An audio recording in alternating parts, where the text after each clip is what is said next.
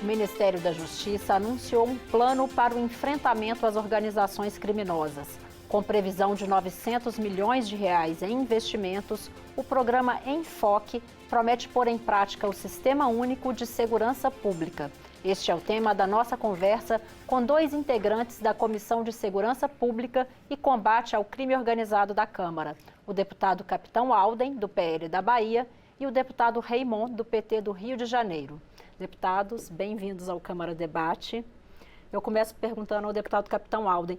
Deputado, historicamente o Brasil sempre tem atuado apagando incêndios e controlando crises com operações especiais em momentos de maior gravidade. Esse programa pode ser um primeiro passo estruturante ou é mais uma operação especial? Olha, primeiramente nós tivemos acesso ao plano que foi desenvolvido pelo Ministério da Justiça e até o presente momento eu não consegui compreender na sua totalidade os reais objetivos desse plano. Nós vimos apenas números, recursos vultuosos. A primeira impressão que passa é que realmente o governo federal não definiu muito claramente como é que serão destinados esses recursos. Grande parte das organizações criminosas que atuam no Brasil, em especial na Bahia, no meu estado, tem atuado nos últimos 20 anos sem qualquer tipo de atuação por parte do governo do estado ou mesmo do governo federal. Então, de acordo com esse plano que foi apresentado e dado ciência através da imprensa, eu não vejo claramente, objetivamente, nenhum tipo de recurso ou de método que será aplicado para conter o avanço das organizações criminosas no nosso estado e no nosso Brasil. Deputado Raymond, como é que o senhor avalia essa proposta? O senhor acha que é o início de um plano estruturante ou o senhor que é do estado do Rio e que historicamente já viu tantas operações especiais, ou a gente tem mais uma operação especial momentânea? Pois é, Daniela, quero cumprimentar você, também o Capitão Alden e os que acompanham a gente nesse programa. Eu penso que a questão da segurança pública, ela demanda um esforço muito conjunto de toda a sociedade. E se nós olharmos o histórico, né, das nossas... Aqui estamos falando de dois estados que passam por questões seríssimas na segurança pública, né, o Capitão Alden na Bahia, eu no Rio de Janeiro, agora com mais uma operação das forças de segurança no meu estado, na capital do meu estado. Nós tendemos a achar que de fato é mais um plano que seja pontual apenas. Mas o grande desejo, aí eu quero recordar, né, o plano de segurança pública apresentado no outro governo do presidente Lula, que era um plano nacional de segurança pública com cidadania. Compreender que não são, no nosso entendimento, não são as armas, não é apenas o aumento do efetivo policial que dará conta de um tema tão complexo. Nós, às vezes, queremos dar respostas simples a problemas muito complexos. A questão do crime organizado, das facções, a questão das milícias nos nossos estados, nas nossas comunidades periféricas, de modo particular, esse domínio, né, daqueles e daquelas que têm feito, pela violência, o controle social, isso tem sido muito ruim. Então, eu entendo e estou numa expectativa, desde o dia 2 de outubro, com o lançamento do Enfoque, de que nós teremos um plano que, é claro, né, não está totalmente elaborado, não está definitivamente elaborado, mas está em discussão no Ministério da Justiça para que a gente não tenha mais uma operação apenas pontual, mas que tenha, de fato, um programa que dê conta da segurança pública e do combate ao crime organizado no nosso país. Deputado Capitão Alden, o deputado Raymond citou a questão da repressão, né? O senhor acha, que equilíbrio o senhor acha possível entre a necessidade repressiva e a necessidade de outras políticas públicas para poder se trabalhar nesse tema da segurança? Olha, eu sempre usei como tema, inclusive no meu mandato inteiro como deputado estadual, no qual eu exerci na Bahia, nós tínhamos um lema que nós dizíamos: segurança pública se faz com educação, justiça, cidadania e a participação de todos. Basicamente é você pegar o artigo 144 da Constituição Federal, quando ele diz que segurança pública é dever do Estado, mas ela é responsabilidade de todos. No Rio de Janeiro é um caso emblemático. Se montou as unidades pacificadoras ou as unidades de polícia pacificadora e ela veio com esse viés de se tentar criar toda uma estrutura de não repressão, mas de acolhimento, de prevenção do crime, da violência, das suas várias formas de combate e enfrentamento à criminalidade. E não deu certo. Por quê? No primeiro momento é muito bonito. Você instala uma unidade de polícia pacificadora ou uma base comunitária de segurança, como era chamado na Bahia. No ato do seu lançamento, você convida todos os órgãos da sociedade, instituições públicas e privadas, Ministério Público, Defensoria Pública, Poder Judiciário, todos os órgãos que compõem o Estado participam da inauguração. E todos se comprometem a dar uma sua contribuição nesse grande imbróglio que é a questão da criminalidade e da violência. Só que, à medida que o tempo vai passando, todas as instituições vão indo embora e só quem fica é a polícia. Então, há todo um discurso, há todo um viés de que não é com repressão que se enfrenta a criminalidade e a violência, que é com acolhimento, que é com oferta de empregos, diminuição das questões sociais locais, mas, de fato, não há um planejamento estratégico para que, de fato, a polícia ocupe o espaço e permita que essas instituições, que outrora estiveram no início, permaneçam, elas continuem permanecendo. Então, esse é um problema que tem que ser corrigido. Não é só com a polícia que você vai resolver isso. Mas eu preciso também abrir um parênteses. Eu acho que é importante, sim, todas as políticas de inclusão social, de diminuição das dificuldades das pessoas, mas é preciso também entender que o enfrentamento também se faz necessário. Não se dá para combater uma facção criminosa como o PCC, como o Comando Vermelho e outras facções, que tem atuação, inclusive, internacional, com pombinha da paz, fazendo discursos, vamos incluir, vamos fazer, vamos acontecer. Não, é preciso também haver enfrentamento. Claro que de forma inteligente, de forma integrada, mas a criminalidade hoje, ela se aproveita dos espaços da comunidade para se infiltrar e muitas vezes sabendo que a polícia não pode atuar porque haverá baixas de civis. Então eles buscam justamente nesse enfoque trazer a guerra para o ambiente civil para que não haja efetivamente uma atuação mais forte da polícia. Mas é preciso entender que é preciso sim haver políticas de enfrentamento, com prevenção do crime da violência, mas também é preciso preparar o Estado para que ele possa enfrentar de forma adequada, inteligente, mas que possa também haver repressão. Deputado Raymond, a gente tem um ponto de convergência. Agora, como é que isso se traduz na realidade em se trazer isso se tornar uma política histórica de médio e longo prazo para que não haja descontinuidade, como o deputado citou? Sabe que parte significativa da fala do deputado Capitão Alden tenho concordância com ela, né? Ele começa dizendo que segurança pública é dever do Estado, direito do cidadão, mas na verdade é um envolvimento de toda a sociedade e, portanto, se faz com educação, com cidadania, né? Com emprego, com desenvolvimento, etc. Eu quero trazer um exemplo que é fácil de nós compreendermos. Nós vemos no Rio de Janeiro agora, recentemente, há cerca de uma semana, uma apreensão de armas, de armamento pesado, né? A polícia do estado do Rio de Janeiro ocupou algumas comunidades de favelas na cidade do Rio de Janeiro e nesse envolvimento todo apreenderam 4 fuzis. A Polícia Federal com 6 homens apreendeu numa única investida 47 fuzis dentro de uma mansão, das mansões mais ricas de um dos bairros mais ricos da cidade do Rio de Janeiro, que é o bairro da Barra da Tijuca. No mesmo dia, praticamente.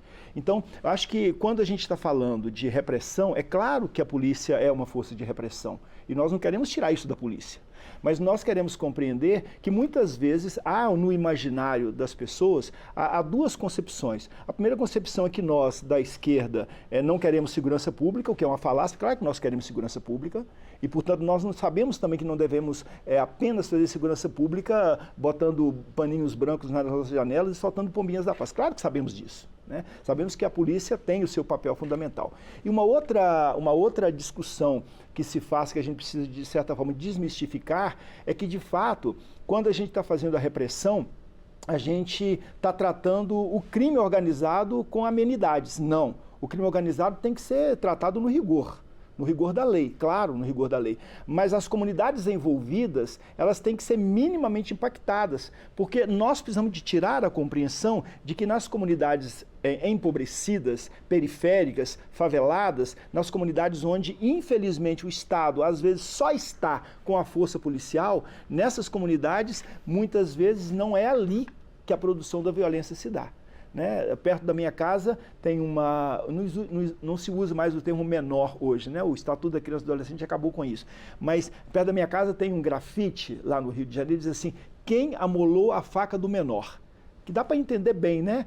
Por que é que esses fuzis apreendidos numa mansão de classe alta no Rio de Janeiro, 47 fuzis apreendidos pela Polícia Federal. Então, compreender que a repressão, independente do locus, independente do local, né, do território, é preciso ser feito aos criminosos com rigor, mas na compreensão de que civis, homens e mulheres, trabalhadores e trabalhadoras precisam ser respeitados. E por isso que a segurança pública é tão complexa, porque precisa de ter lá desenvolvimento, saneamento básico, habitação, moradia, emprego, né, escola, um pouco nesse sentido.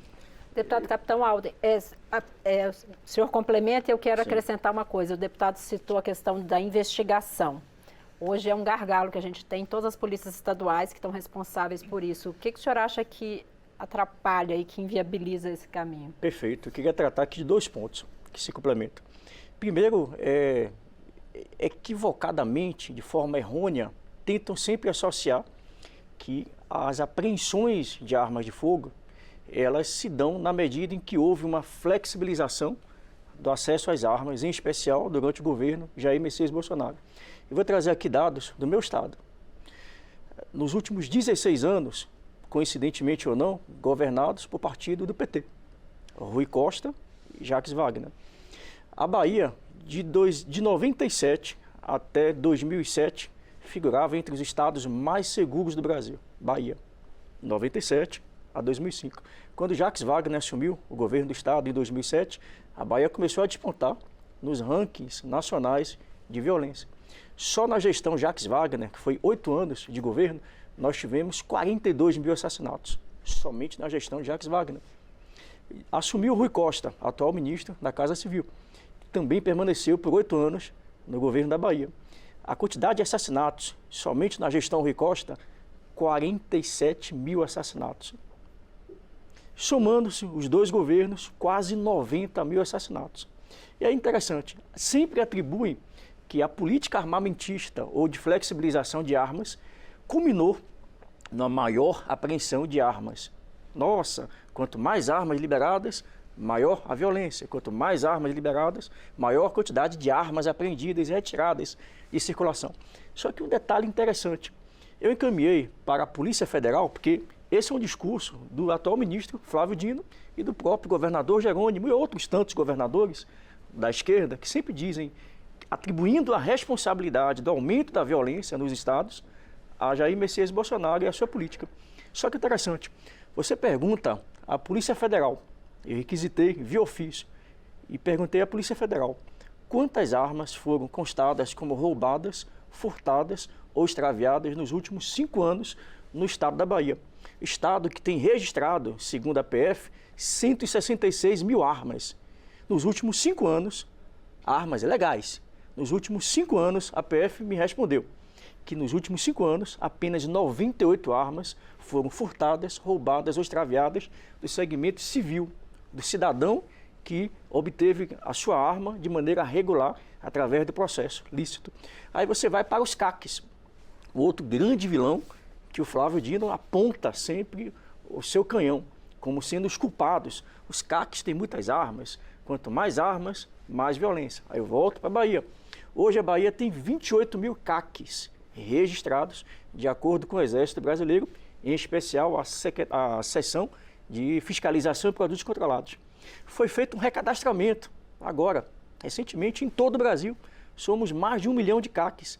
99,8% de todas as armas cadastradas que pertencem a CACs foram devidamente cadastradas. E aí sempre a desculpa do governo é que essas armas ou foram furtadas, roubadas ou extraviadas, estão sendo utilizadas contra a população de bem e até mesmo contra a polícia.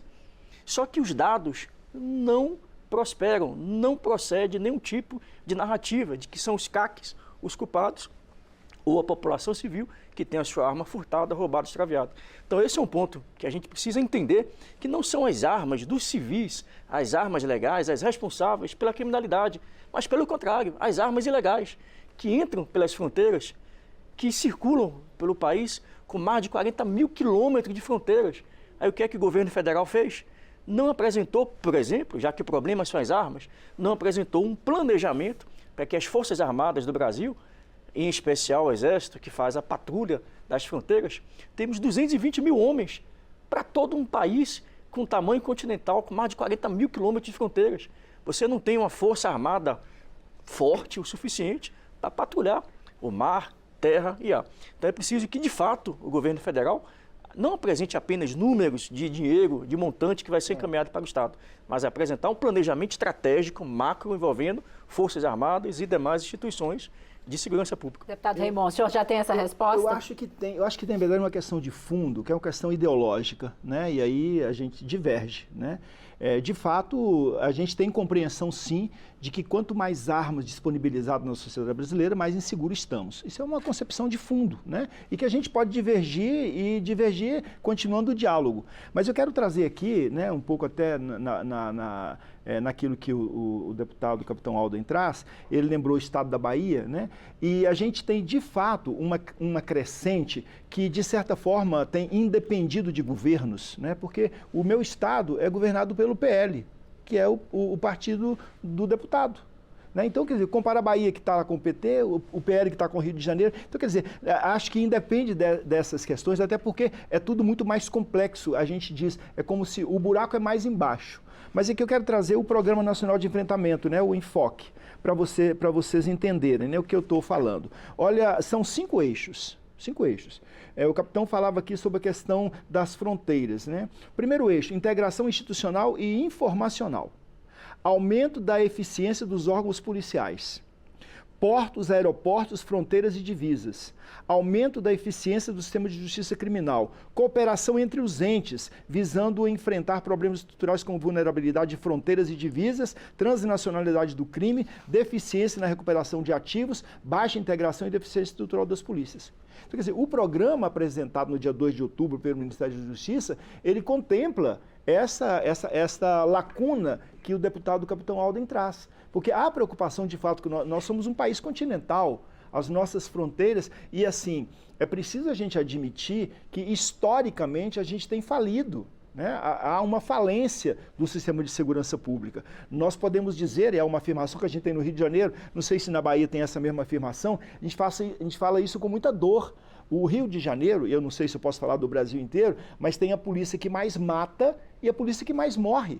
A gente não quer que a polícia morra, a gente não quer que a polícia mate, a gente quer minimizar os danos. Porque ninguém nasceu para morrer de um tiro, né? Uma bala perdida sempre encontra um corpo, né? Sempre encontra um alvo, né? Então, assim, essa realidade, uma realidade que demonstra para nós que nós falimos. Né? O Estado brasileiro está falido na questão da segurança pública. Se a gente perguntar hoje, em qualquer lugar do país, né, numa discussão com as pessoas, qual o seu maior problema? Você, eu quero uma casa, quero isso, quero escola para o meu filho e tal. Assim, mas agora tá bom, você quer tudo isso, mas qual é o grande problema? Segurança. Segurança pública é um grande problema. Agora, só pegar um gancho aqui no que o deputado Raymond falou, da questão de partidos diferentes e com uma realidade, um resultado muito parecido em carências e vulnerabilidade da segurança. Eu quero perguntar para os dois, a participação do governo federal, porque os governos estaduais é que tem a competência direta da execução da segurança pública, né? E a entrada do governo federal, este ou qualquer outro governo, pode ser determinante para a gente ter uma continuidade aí nessas políticas? Seria o caso de se recriar o Ministério da Segurança Pública? Eu acredito que hoje, na minha concepção, nós deveríamos ter um ministério próprio para tratar de segurança pública. Eu não vi nenhum ministro da Justiça e Segurança Pública visitar um quartel em qualquer estado do Brasil. Eu nunca vi um ministro da Justiça, o senhor Flávio Dino, visitar uma delegacia de polícia em qualquer lugar do Brasil. E um detalhe interessante, a DEASPOL, a Associação dos Delegados de Polícia do Brasil, divulgou recentemente, em setembro, dados escandalosos com relação, por exemplo, à capacidade de investigação, de elucidação de crimes no Brasil. No meu estado, um dos estados mais violentos do Brasil, nós temos mais de 10 mil homicídios sem solução. 10 mil homicídios. E aí você vai para o efetivo da Polícia Civil, que nos últimos 20 anos foram governados por partido do PT. Eu tenho 5.300 policiais civis para um estado com quase 15 milhões de habitantes, 417 municípios. Em mais da metade dos municípios da Bahia não tem sequer um policial civil. Em mais de 100 municípios não tem sequer um delegado titular. Então, um estado como o nosso, que tem mais de 6.000 homicídios ano, eu tenho 5.300 policiais civis. E segundo o próprio CIDPOC, até 2030, a metade desse efetivo vai preencher as condições para ir para a aposentadoria. Isso inviabiliza a investigação, Isso viabiliza né? qualquer tipo de investigação. Então, eu tenho 22 anos de atividade policial como capitão da PM. 22 anos atrás, quando eu entrei na polícia, nós tínhamos 29 mil homens. Hoje, 28.300 homens, 22 anos depois, quando o quadro, a LOB, prevê 49 mil homens. Então, não há que se falar em fronteiras, em combate à questão das divisas, juntamente com a Polícia Federal, se eu não tenho efetivo nestas corporações. Então é preciso, para além de se... O senhor falou da fronteira, por isso que eu trouxe o tema. O senhor falou das fronteiras, aí eu trouxe o tema. Deputado Raimundo, esse programa pode levar recursos para os estados poderem fazer novas contratações e aumentar o efetivo das polícias? Ele deve, pode e levará. Pode, deve e levará recursos, né? Nós temos, só para se ter uma ideia, né? Pensando na segurança pública, no bojo da grande política que se faz no Brasil hoje, até antenado à sua pergunta, se o governante de plantão, se essa ou aquele grupo viabiliza mais ou menos, né? Nós temos hoje, né, uma proposta de um novo PAC, que é o Programa de Aceleração do Crescimento, de 1 trilhão e 700 bilhões de reais.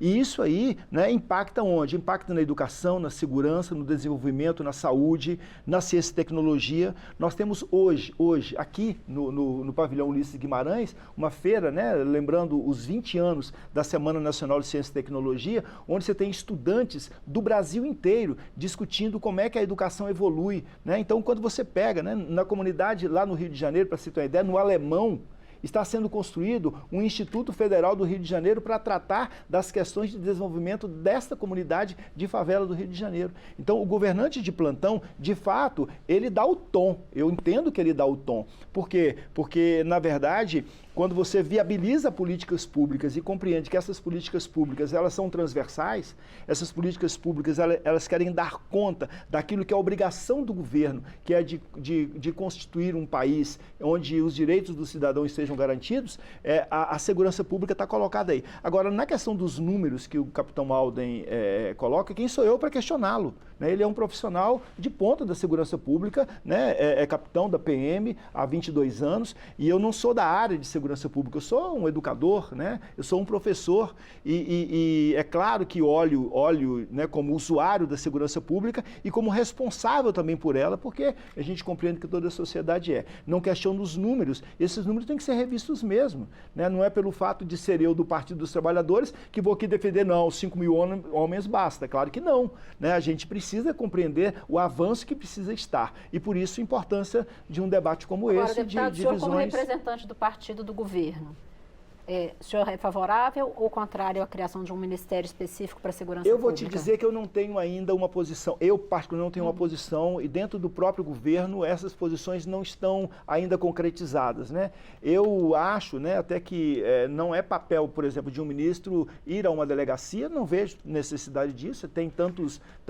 outros servidores que fazem esse papel. Acho que o ministro pensa a grande política de segurança pública, dirige-se àqueles que fazem política pública nas pontas, mas assim, a divisão, né? Hoje nós temos Ministério da Justiça e Segurança Pública. A divisão desse ministério, eu não estou convencido que ela deva ser feita ainda. E acho que também o governo não tem essa segurança ainda. Deputados, agora eu vou passar a palavra de novo ao deputado capitão Alden, mas já vamos para as considerações finais. Certo. Então, 1 minuto, deputado capitão Alden, para as suas considerações finais. É engraçado que nobre amigo parlamentar disse não ser função do ministro da Justiça e Segurança Pública visitar um quartel, visitar delegacias, mas vai para um bairro, numa comunidade no Rio de Janeiro, num local que nem policiais conseguem entrar sem um forte esquema de segurança.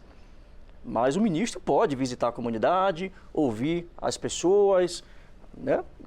e não é papel desse mesmo ministro visitar uma delegacia, ouvir de perto o que um policial militar, o que um policial civil tem a dizer, ficar apenas nos bastidores, ficar apenas atrás de um secretário de Segurança Pública do Estado? Eu penso que não. Então eu penso sim que faz parte, é papel sim do ministro da Justiça e Segurança Pública atuar de uma maneira mais próxima, assim como ele faz, eventualmente, ainda que com métodos duvidosos, em determinadas comunidades do Rio de Janeiro, altamente violentas. Então eu queria, inclusive, saber que método, que estratégia, que mecanismo foi esse adotado, porque eu também gostaria de entrar nessas mesmas comunidades. Hoje eu não consigo entrar. Sem um grande aparato, sem uma grande avaliação de segurança, eu não consigo entrar. Então eu acho importante, sim, que o ministro se faça presente em quaisquer localidades, mas principalmente no segmento de segurança pública. Eu entendo também que nesse programa todo que foi estabelecido, no planejamento, eu não vejo claramente, já que o problema é armas que estão adentrando as fronteiras do nosso país. Então eu não vi, por exemplo, concretamente, até 2030, vamos realizar concursos para o Exército, Marinha e Aeronáutica, para tentar suprir essa deficiência nas fronteiras. Eu não vi isso claramente.